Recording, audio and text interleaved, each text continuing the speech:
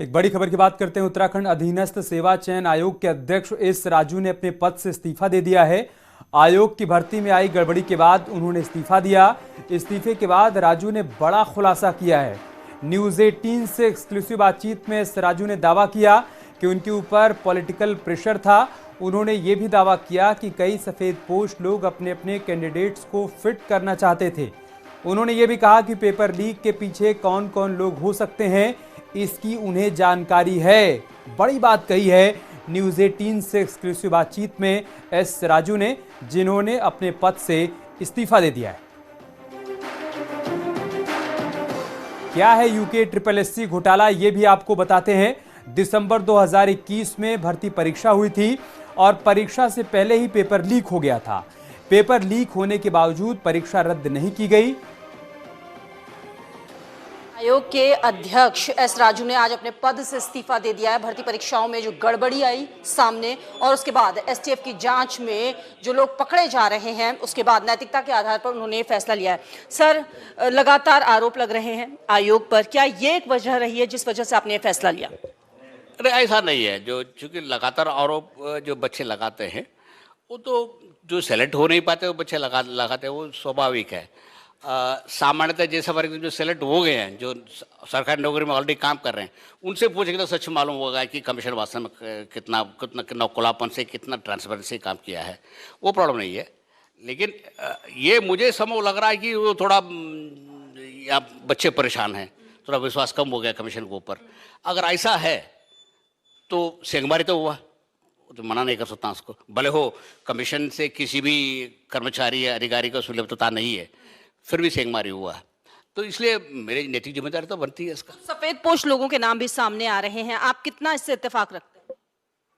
मैं नाम जानता हूँ लेकिन नहीं बताऊंगा। Let the police say that, because right from the beginning मैं कन्विंस हूँ इसमें कुछ गड़बड़ हुआ है। यद्यपि मेरे पास कोई प्रूफ नहीं था। कई लोग कहते हैं कि सर इसमें प्रूफ है, लेकिन किसी ने प्रूफ दिया नहीं मुझे, इसलिए मैं स्वयं बैठ के जांच किया था इसको। मैं स्वयं कंप्यूटर में बैठ के जांच किया था और अल्टीमेटली मुझे लगा कि लगभग 82 लोग हैं, ये इन लोगों को डाउट है इनके ऊपर। सर, आप बड़ी बात कह रहे हैं कि आप नाम जानते हैं लेकिन आप बोलेंगे नहीं। मैं बोलना ठीक नहीं है, बिकॉज कल माले वो निर्दोष निकले तो फिर क्या करें। ये तो मैं भी तो रूमर के आधार पर बोल रहा हूँ ना इसका। एसटीएफ की जांच का जो दायरा है वो लगातार बढ़ता जा रहा है और उसमें आप पूरा सहयोग करेंगे? अभी क्या सहयोग करना, मैं तो चला जाता हूँ। आप जैसे बता रहे हैं कि नाम सामने आ रहे हैं, तो क्या अभी तक आपकी बातचीत हुई है? यस, एसटीएफ को मैं पूरा कह रखा हूँ। मुझे जो भी गोपनीय, मुझे बहुत गोपनीय नाम मिला था, उसको मैं एसटीएफ को कह रखा हूँ। सर, एक सवाल ये भी है कि जो भर्ती परीक्षा सवालों के घेरे में है, अगर हम ये दिसंबर वाली परीक्षा की ही बात करें, क्या परीक्षा रद्द करने का फैसला भी आयोग ले सकता है? क्योंकि कई स्टूडेंट्स कैंडिडेट्स हैं जो परेशान हैं। देखो ऐसा है, अगर मान लीजिए ये मामला का बहुत सिंपल करना था मुझे, तो मैं तो निरस्त करने की छुट्टी पा लेता।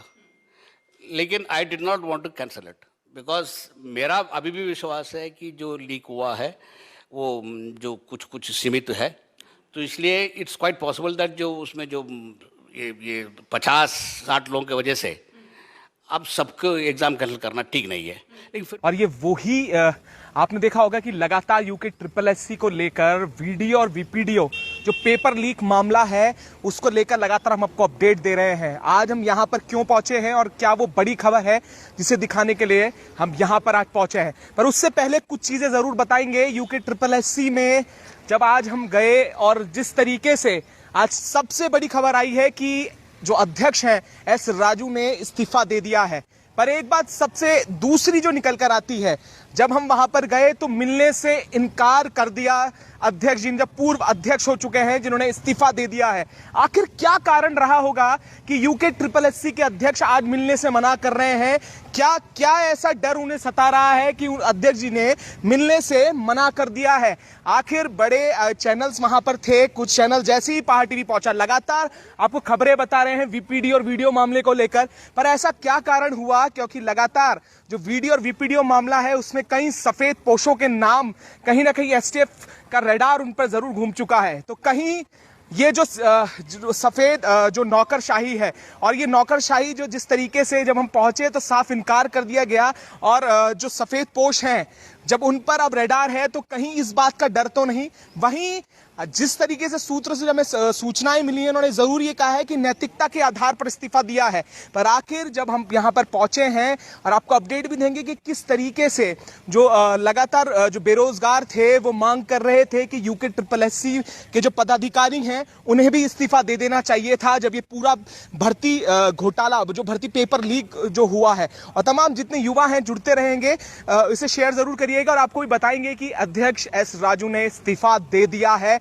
और बात उन्होंने कही है कि नैतिकता के आधार पे जो आयोग पे आरोप लग रहे हैं उसके कारण उन्होंने इस्तीफा दिया है। पर यह भी दूसरा सवाल खड़ा होता है कि क्या कारण था कि जब पहाड़ टीवी उनके पास पहुंचा तो उन्होंने मना किया और वापस लौटा दिया। ये भी सवाल कहीं ना कहीं है, आखिर किस बात से डर रहे हैं, क्या वो प्रश्न हैं जिनके उत्तर वो नहीं दे सकते। इस समय तमाम जो लोग हैं और जो युवा हमारे साथ जुड़े हुए हैं, आपको बता दें कि जब आयोग बना उससे पहले अब त्रिवेंद्र सिंह रावत ने भी ये कहा कि इस आयोग को भंग कर देना चाहिए। आखिर क्या कारण है कि परीक्षाएं होती हैं युवाओं के साथ हर साल छल, जो जवाब है वो नहीं देने, मुझे नहीं मालूम कि क्या कारण है, पर किस तरीके से उन्होंने मना किया है ये अपने आप में बड़े सवाल के घेरे में खड़ा होता है। और फिर से वही बात करेंगे कि लगातार हमने वीडियो दिखाया 2016 से यहाँ पर जो अध्यक्ष बने हुए थे, उसके बाद आज कहीं ना कहीं नैतिकता का नाम लेकर, हवाला देकर उन्होंने इस्तीफा दे दिया है। आखिर घोटाले कब तक होते रहेंगे और कब तक युवाओं के साथ छल होता रहेगा, इसका जवाब अब आयोग को भी देना होगा कि आखिर इस जैसे कितने घोटाले पूर्व में हुए हैं। कई भर्ती घोटाले हुए, कई पेपर लीक मामले हुए, और जिस समय आरोपी पकड़े गए, देखिए शुरू से अगर मैं पूरे प्रकरण को बताऊं तो जब इस पेपर लीक मामले में आरोपी पकड़े गए थे तो उन्होंने साफ ये बताया था ये उनका पहला कोई मामला नहीं है। इससे पूर्व में भी उन्होंने भर्ती पेपर लीक किए हैं, चाहे सचिवालय सुरक्षा का हो, उसके बाद RMS जो इसकी एजेंसी रही, आउटसोर्सिंग एजेंसी, उसमें भी कितने पेपर हुए हैं वो भी अब कहीं न शक के दायरे में खड़ी होती है। पर अभी जांच VPD और वीडियो भर्ती की चल रही है। आखिर जो पूर्व में RMS जहां पर प्रिंटिंग हुई है, क्या उन पेपर में सही तरीके से प्रिंटिंग हुई होगी, क्या उसमें पेपर लीक नहीं हुआ होगा, ये अपने आप में बड़ा सवाल कहीं ना कहीं खड़ा होता है। पर अभी अगर बात करें तो क्या STF जो लगातार सर्जिकल स्ट्राइक इसमें करती हुई नजर आ रही है, सफेद पोशों का नाम भी लेगी, और बिना अगर बड़े अधिकारी इसमें मौजूद नहीं है तो कैसे पेपर लीक हो जाता है, ये अपने आप में बड़े सवाल है। और हर एक बेरोजगार ये सवाल पूछ रहा है और आयोग से भी पूछ रहा है। लगातार ये सवाल खड़े हो रहे हैं कि क्या बड़ी मछलियां, बड़े मगरमच्छ पकड़े जाएंगे। ये तो छोटी मछलियां केवल पकड़ी जा रही हैं, तो क्या ये बड़े मगरमच्छ हैं जो इस समय जो सवाल उठ रहे हैं, क्या वो पकड़े जाएंगे, ये अपने आप में बड़े सवाल कहीं ना कहीं खड़े करता है। और आखिर ये बड़ी खबर इस उत्तराखंड की यह है कि UKSSC के अध्यक्ष ने इस्तीफा दिया और नैतिकता का नाम देकर इस्तीफा दिया है। आखिर अब जो ये जांच चल रही है उसमें कितने और बड़े नाम होंगे, ये भी देखने वाली बात होगी। STF सफेद पोशों को क्या जेल के पीछे पहुंचा पाएगी, और उसके बाद क्या अन्य ऐसे अधिकारी भी होंगे जो इस भर्ती पूरी जो पेपर लीक मामला है इसमें संलिप्त होंगे और इस पे सजा दी जाएगी। क्योंकि अब पूरी सोशल मीडिया और मीडिया में यही बात हो रही है, क्योंकि कहीं ना कहीं ये छोटी मछलियां अभी हैं और अभी क्या मगरमच्छ पकड़े जाएंगे, ये भी देखने वाली बात होगी। और RMS जैसी एजेंसी जो हैं उसके बाद उन पर क्या कार्रवाई होगी, और जो आउटसोर्सिंग एजेंसीज जिससे काम करवा रही है, ये आयोग जो काम करवा रहा है, उसमें कितनी वो ट्रस्टवर्दी होंगी, कितने विश्वसनीयता उसकी होगी, ये भी अब सवाल खड़े करते हैं। और आखिर कितने पेपर होंगे जो बिना लीक हुए अभी इस समय उत्तराखंड में हुए होंगे। क्या इस पूरी भर्तियों की जब तक हुई है, क्या उसकी जांच CBI से नहीं होनी चाहिए, ये भी अब प्रश्न उठने लगा है, क्योंकि CBI जांच की बात कर रहे हैं।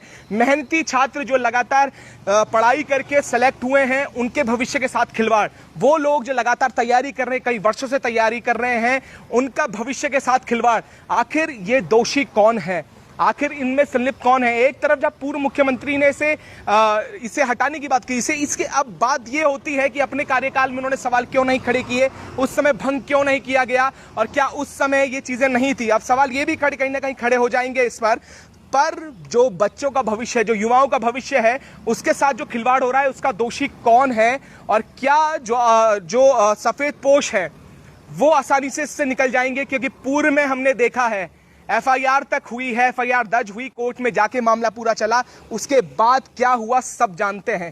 तो